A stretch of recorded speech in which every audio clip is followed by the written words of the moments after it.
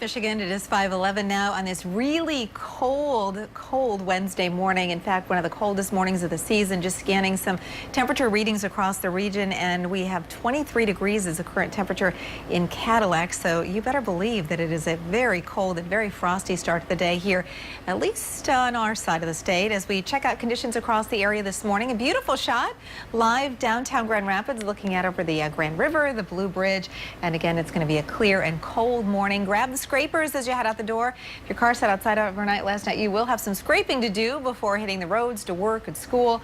The trade-off, though, boy, a nice temperature recovery. It rebounds quickly on the temperature side of things this time of the year when we get sunshine around in the morning. In fact, readings should already climb to almost 50 by noon. A sunny and cool day throughout the region with a mainly dry weather pattern continuing. That means we've got a gradual warming trend to anticipate as we head through the middle to tail end of the week. And certainly into the weekend. You can see temperatures outside. Boy, it is really cold. 27 degrees in Ludington, 29 this morning in Big Rapids, 38 in Mount Pleasant, 39 degrees in Lansing and in Jackson. So why is it so much warmer across the east side of the state, where readings across the entire area are a good 15 to almost 20 degrees colder than we were at this point yesterday morning?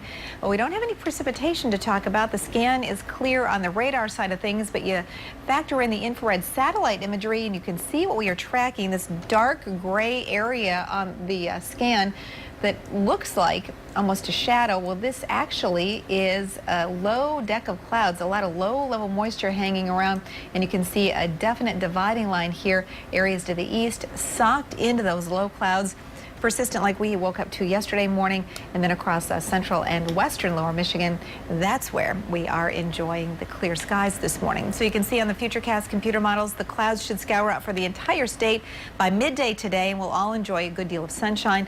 Temperatures outside today in the low to mid 50s for highs. We keep skies clear again tonight, so that will allow temperatures to drop into the low 30s again tomorrow morning. And you can see on the Futurecast computer models, here we go with those clouds moving in, and maybe a few rain showers later tomorrow evening into tomorrow night, with high temperatures in the upper 50s tomorrow and Friday, into the 60s for the weekend, flirting with 70 on Monday. A few showers late Monday into Tuesday, with cooler air returning seasonably so by the middle of next week.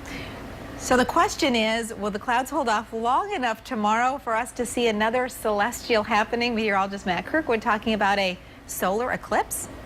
That's right, Terry. Right, you're showing the clouds moving in from the east on the infrared satellite composite there. And now we're worried about the clouds moving in from the west later on tomorrow. We have another celestial treat heading our way, a partial solar eclipse, and that's going to arrive later tomorrow prior to sunset. Now, much of the country gets to view this. About 60 to 80% of the sun ought to be covered by the new moon. Great Lakes, right through a good half of the country. The only location that won't get to partake is way up there around Maine, northeastern New England. Even the southern tier of the country, about 40 to 60%. When does it start here? Well, it first begins right around 5:36. That's when the new moon will just start to cover the disk of the sun. And I think the best time frame to actually see our eclipse, as it looks right now in terms of cloud cover, will be in the beginning stages of it. I'm hoping the clouds hold off a little bit. It reaches maximum at 6:42 for us, and that is just prior to sunset, which occurs at 6:47. Now, I was just thinking, years ago, daylight saving time ended much earlier, so we wouldn't get to partake in this. So it's nice that it arrives the first Sunday of November. Now, at least when this occurs.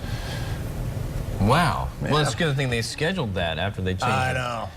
Yeah, that's great. But we have a lot of treats this month of October. You got the lunar eclipse. I know. It just keeps going on, doesn't it? Yeah, the meteor shower. If you're still out and can get to a place that faces east, you might even catch a couple of shooting stars still this morning, right? Bundle up. All right. 5:16 right